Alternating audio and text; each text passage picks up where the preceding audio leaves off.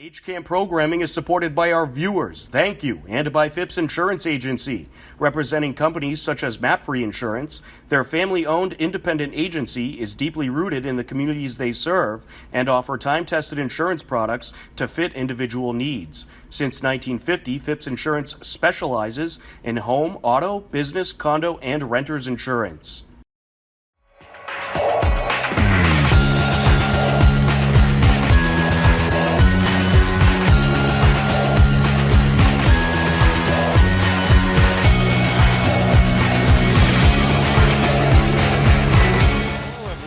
Welcome to today's edition of HCAM News. I'm HCAM News Director Tom Nappy, here to fill you in with what's happening in Hopkinton. On today's edition of HCAM News, we have highlights from a very busy week of Hiller sports, plus Eric Carty joins us to talk weather trends and more. But first, Hopkinton town election took place this past Monday, and we received the results of the two contested races in this year's town election. 262, write-in for blank 77. And with that, we conclude the reading of the unofficial results of the town election, but I do want to just say a quick thank you to all the voters who took the time to come out today and vote. You know, it's tough, especially when there's no ballot questions, but we appreciate everyone making the time. And also have to give a shout out to HCAM for coming in and making sure that people know about how they vote went in real time. So, Connor, thank you very much for taking the time, and congratulations on a successful re-election. Thank you. Question, did you get the total of voters that came out tonight? I don't have the total yet. I'll have to stack all these up. Okay. I saw the unofficial, it was around 1,100, around 7 o'clock. Yeah, around 7 o'clock it was 1192. So I'm hoping that, you know, we kind of get up closer to that we got close to that 10% mark. So, which we always like to see at a regular election. Yeah. Well, I could see you voted. Yes, I did. My sticker's gone. I was one of the first ones in there this morning. I got in, and then I couldn't be in the polls for most of the day because the polls are open. I'm a candidate, so I can't be in there. So I had to go work at the office. By the way, you know if town meeting set any records this year with length of time? Well, my assistant decided to look into it, and he said the last time that he saw the furthest back where a town meeting didn't record going on to a second day was apparently in like 91. Wow. So it's been a little while, but you know, I have some good hopes for Zach Koson, and we'll make a good team up there and get everything going and keep things moving. Well, you did a great job as always. Thank you very much. Thank you again, Connor. We appreciate you taking the time out, and congratulations again for another successful bid for a town clerk. So, Tom, I know math is not your best subject, but I saw you adding up all these votes. Yes, I was adding it up. What do all those numbers mean? I had to do it as we were going because if I try to do it all at the end, you can't do it. You're not that good. It was very close. Very close. Very close. Here's the unofficial final tally. Shahadul Manan, 740. Jeff Doyle, 702, and Matt Kisner, 801 for Select Board. So that means Matt Kisner and Shahadul Manan won those two open seats, but Jeff Doyle very close. I mean, very close. 740 for that second seat, 702 for Doyle. So very close select board race. And then in the other contested race, Board of Assessors, Peter Mimo had 744 and Frederick Mayer 415. So a pretty close race there as well. That's great. You know what always surprises me too is how many blanks that he reads off on all these. It's like, yeah, how could you go blank on a contested race? Well, people just come in, vote for their friends, vote for their neighbors or something, and or just vote for what they consider matters. Because when you go on uncontested, all you need is one vote to win. Right. So blanks don't matter. But again, congratulations to Shadul Manan and to Matt Kisner. Great running race, great candidates. I tell you, I love seeing these guys at Meet the Candidates Night and the HCAM Candidates Debate. They were all fantastic, and it was great to see. And you can't, not everyone can win. Yeah, and I'll tell you, for in the case of Jeff Doyle, to come into town government for your first time and get that amount of votes, very impressive. It's very good.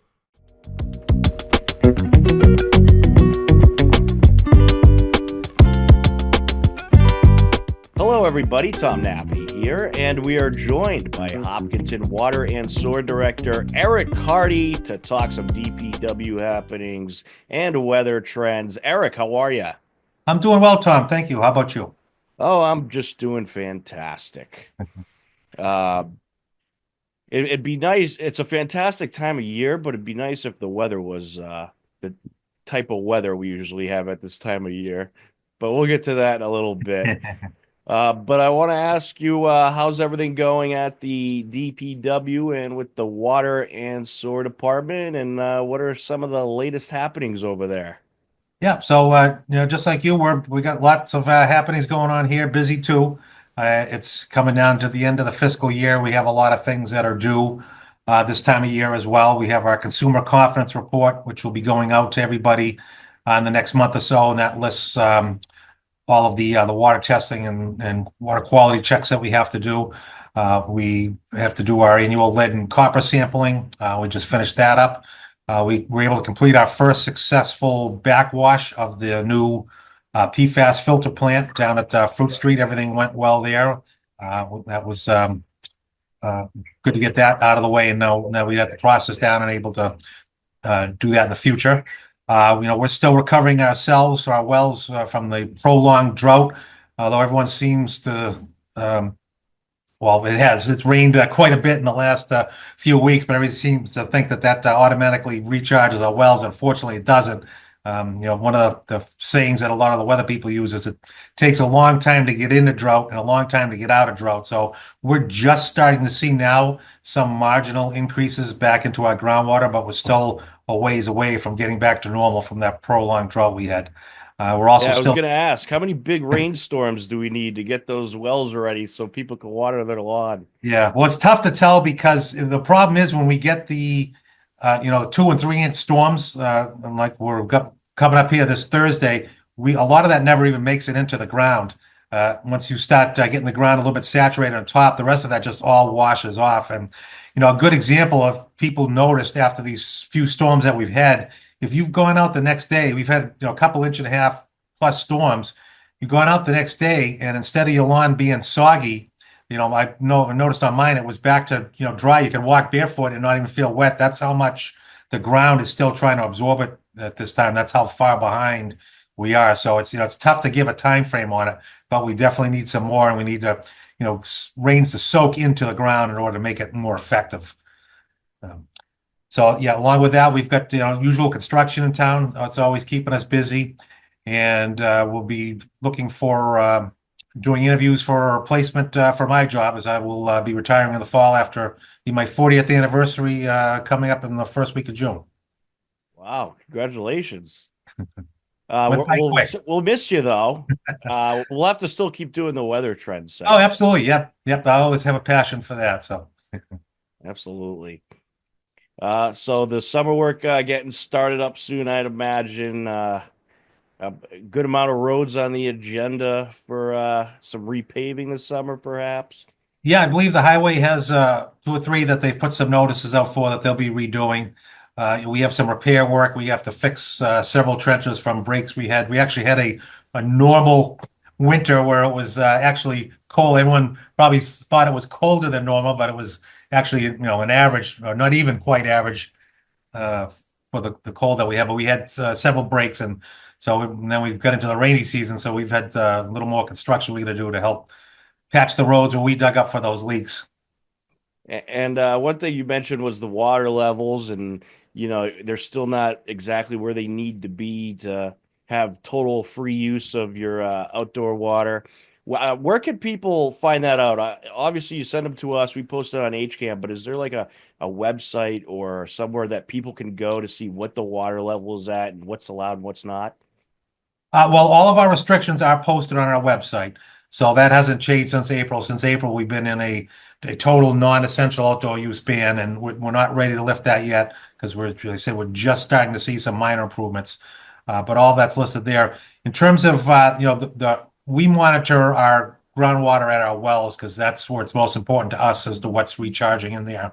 That's not a post that we have anywhere. It's just in our daily records. But people can go if they go to Hopkinton wx.com, the kind of weather site I put together. Not everything is up to date there. I've kind of run out of time to do that, but kind of try to post some totals there, and there's some links to some of the rain, weather stations that we have that also include rain, so you can kind of see the rain totals that we're receiving here in town. We'll have to put that in the title bar. Promote that thing. Is this Yeah. the site's up right Well, now? unfortunately, I haven't been able to update it, so a lot of it's out of date. But the facts and figures, those links should be good. So That's fantastic. And I know one of the things in town that people are wondering about is the safety of the water in town, and how's that going? I know there was things being done to improve on that, to improve on the amount of contamination in water. yeah, so we're coming up on a year of having our PFAS plant filter online. That's been very successful. We have been below all the state limits since that came online in late June of last year. We still deal with the everyday water quality issues. So we have very high iron and manganese, which is very prevalent in New England. That's something that's also being addressed. We're looking at our long-term future plans, trying to get the direction for that as to how we're going to mitigate the rest of that. So all that stuff is in progress and continues to be worked on. Terrific. Well, Eric, we're certainly gonna miss you at the water and sewer department. You've done a great job. Congratulations, 40 years. That's incredible. Yeah, thank you. It's gone by in a blink of the eye. So, hopefully they'll let me stick around a little while and, help out with some of the transition. So there's a lot to go over. And, I started to write down the things that I do and have accumulated over 40 years, and got a little overwhelming when I started writing it all down on paper. A lot of people just think we're here and, turn the pumps on and off and during the day and that's it. But there's a lot that goes into everything that we do. And it's a big tribute to all the men and women that work here that keep these systems running. There's a lot that goes on behind the scenes, and a lot of emergencies that we've averted that, people don't necessarily know about. And it's just a tribute to the people that work here and the great job that they do. Yeah, like when you have those spontaneous combustions of some of those pipes in town that I've seen pictures from you of, those are crazy. Yeah. But great job. And now let's we transition over to the weather side of things. And this is a segment that we'll certainly keep doing even once you're retired, because you're our weather enthusiast. It's in the small print of your contract, so you have to do these segments. But we're having some really wild weather right now. It doesn't know if it wants to be hot. It doesn't know if it wants to be cold, fall, winter. It's kind of a mix of everything. We finally got a little bit of rain recently. What's happening with this weather? I mean, it's what, 50 to 55 degrees today. It feels like fall. What's going on? Yeah, we went from AC last Saturday when it was 80 and very high dew points to to have to turn the heat back on the last couple of days. So yeah, it just seems like we get caught up in these patterns now that are just extremes. They're either one way or the other, which they would happen occasionally in the past, but it seems like it's becoming more and more frequent. So it looks like hopefully this pattern will break down shortly. And the overall outlook for the summer is that it was looking to be a little bit warmer than normal. And hopefully this part of the forecast is right. It's going to be a little bit wetter than normal because we can continue to use the rain. The good news was early on in the spring, though, sea temperatures were very cool, which is good. That helps keep the hurricanes at bay. But what's kind of developed down the south, they've had some extreme heat down there already. They've had Texas and Florida. They've had a couple 100-degree days from some of their earliest reporting ever. And that's kind of created a heat dome over the Atlantic. And that has really warmed the waters up drastically. And that helps drive what happens with us in terms of our weather up here, because the jet stream kind of dips down that way and then brings a lot of that weather and typically moisture like we're going to see coming up in the next couple of days up our way. So yeah, what happens? Is that what's creating all those crazy tornadoes we're seeing? Yes, yeah, it's all part of that weather system that's been generated by just the extreme heat down there, and then the cold fronts coming through. That drastic change in temperatures is what helps fuel those extreme storms that we're starting to see fire up now. So hopefully by the time they get here, there shouldn't be extreme for us. it'll be windy and cold. It's that basically on Thursday we're going to have a nor'easter. So it's almost a summertime nor'easter versus our wintertime nor'easters. But you don't really see them this time of year. But just the way this pattern is set up is going to cause that for us. Yeah, it's certainly been interesting storm-wise, that's for sure. But you think that we shouldn't have too much of those really powerful storms, or is it still unsure a little bit? Yeah, they're still unsure. As the oceans start to heat up, the potential increases for more hurricanes. I think they try to do a hurricane prediction of amount of storms and severity of storms each year prior to the start of the season. And I think this year was for around an average normal storms with, I think, slightly above normal intense storms. And that, again, that'll all play out by, basically the ocean temperatures and some other things. One of the interesting things that I don't think a lot of people realize is that the amount of sand that gets blown off the Sahara Desert in Africa really affects formations of hurricanes out in the Atlantic. If you get a lot of sand blowing off, that tends to dampen the effects of hurricanes out there. So that's something they can look and monitor. They actually have maps showing the sand blowing off there, and you can monitor that to see if how that plays into the effects. We'll have to get you over there with the sand measuring instruments to let us know. So a lot of question marks still, it sounds like, pretty much. Long-term forecasting is difficult, especially with the tumultuous patterns that we kind of see lately. Well, I'll tell you, you do a great job at it. That's why we do this segment. You're more spot on than any long-term forecast that I've seen. So, well, I'm just basically relaying some of the professionals because I'm not quite qualified to give the exact forecast, but I monitor what a lot of them look at and try to give the best of all that I see out there. Well, you do a great job, and certainly appreciate you doing this segment with us. But now the question that I think everybody wants to know. So when's the hot weather going to get here, do you think? Yeah, so it looks like we are up for a pattern change. This week has absolutely been below normal and continue to be below normal through the holiday. Looks like we might be able to salvage Sunday and Monday for the holiday weekend, get some days out of there. And then it looks like it's going to gradually start to warm up from there. And hopefully we get a little more steady pattern that's got the nicer weather so we can get out and get some stuff done out in the yards. Yes, my lawn certainly needs some TLC, that's for sure. All right, Eric. Well, thank you so much for doing this segment with us. We'll certainly do it again in the very near future, and hopefully we'll have a nice summer with a little bit of rain to keep the water levels good, and everything will go well. Thank you so much. All right. Thank you, Tom. It's always a pleasure being on.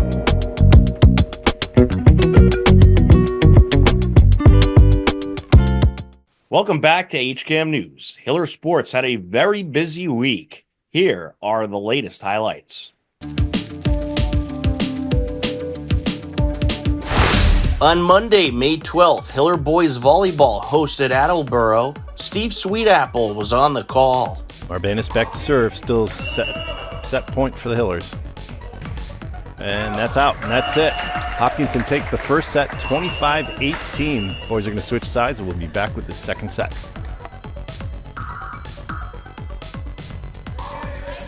Floats it to the back.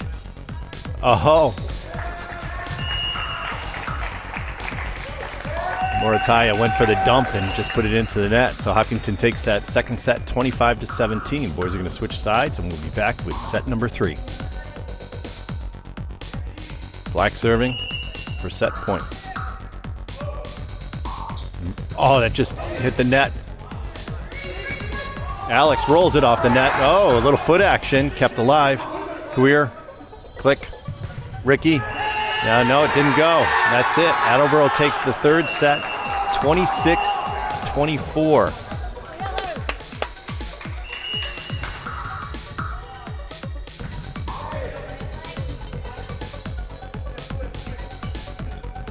Great block. And that's it. Hopkinton takes the fourth set, 25-22 for a 3-1 victory over Attleboro. Very entertaining match. 2-game winning streak now for the Hillers. So for the inaugural season, from the way they started to today, this team has made tremendous progress. So Hillers took the win 3-1. Hillers improved to 5-10 on the season. Also on Monday, May 12th, Hiller girls lacrosse took on Holliston and celebrated Youth Night. It was a 6-5 Hiller lead heading into the halftime break. Gets it over. And a nice feed, great shot. Interante finds Caden Rosendale, and Rosendale pops it in. Going to bring it around. Out in front, and a beauty of a shot there. Kendall Top getting the job done, and Bellingham.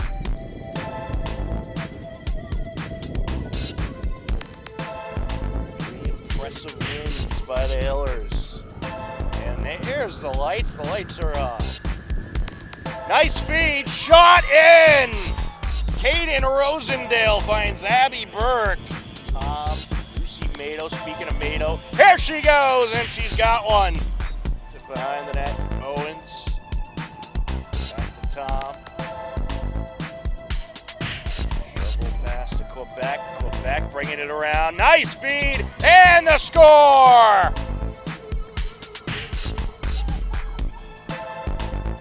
Interante approaching, shot in! She goes 5-hole. The Hillers outscore Holliston in the second half 8-4 and take the victory 14-9. On Tuesday, May 13th, Hiller boys and girls track and field hosted Dedham with the TVL Large title up for grabs.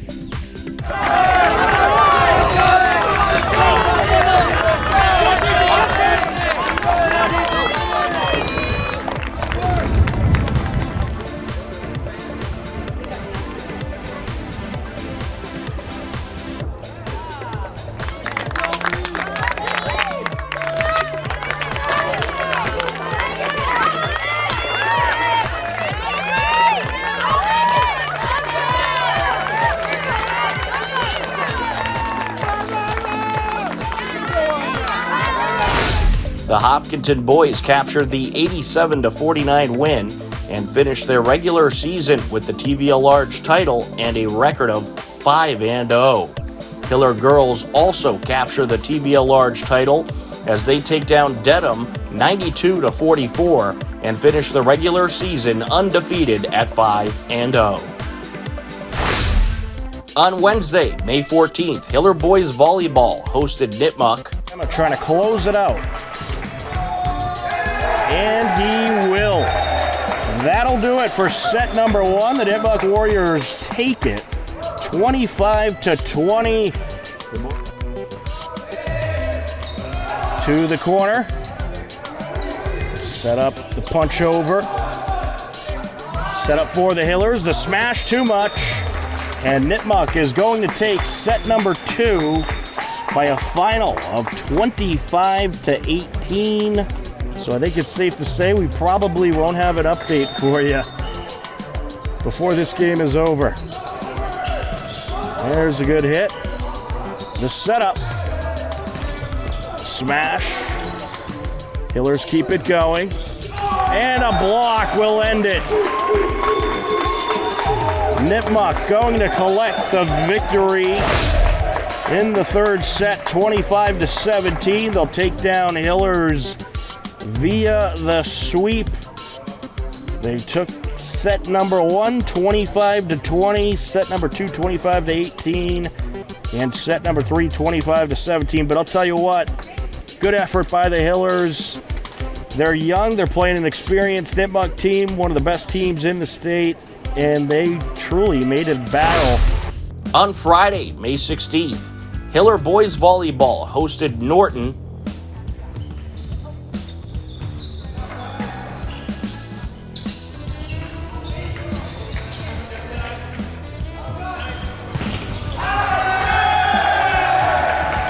Left out, and Norton takes the first set, 25-22. And Norton takes it. Norton took the 3-0 win. Hillers fall to 5-12. Also that Friday, Hiller Boys Lacrosse met up with Westwood. Factor, but it's a busy day of sports here on HCAM. Champlin brings it around out in front, and the Hillers fire it in. A nice score. Champlin feeds Cooper Goodman, and the Hillers draw first blood. Who changed his number at some point. And there's a shot, and how about another score? Out to Wakowitz. And there's a shot and a score! Matt Lottie rings it in. Yeah, Westwood was trying to knock it in as it was on the ground there. And it's a shot and a score by Greg Walsh. And Westwood takes advantage of the penalty. And they are within one. The shot, and it's in! Well, you can't let this Westwood team hang on and keep taking shots, because eventually they're going to strike. And they strike there, courtesy of Jack Roycroft. Fredrickson gets it over to Stuhler. Stuhler moves it out. Centering pass, and a shot and a score, Greg Walsh. And Westwood has claimed the lead. Westwood fought back in the second half and captured the 11-8 win. The Hiller Boys fall. Upcoming town government meetings include on Thursday, May 29th, we'll have the school committee meeting live on HCAM Ed. And on Monday, June 2nd, we'll have the planning board meeting live on HCAM TV. For more information and to view all upcoming town government meetings, head over to hcam.tv/gov. And for more information about the town government meetings, head over to the town website at hopkintonma.gov. Believe it or not, we are out of time for this edition of HCAM News, but don't worry, next Wednesday at 6:30 p.m., we'll be back. For everyone at HCAM, I'm Tom Nappy. As always, we thank you for watching. Take care, enjoy the rest of your day, and we'll talk to you again soon. Goodbye, everybody.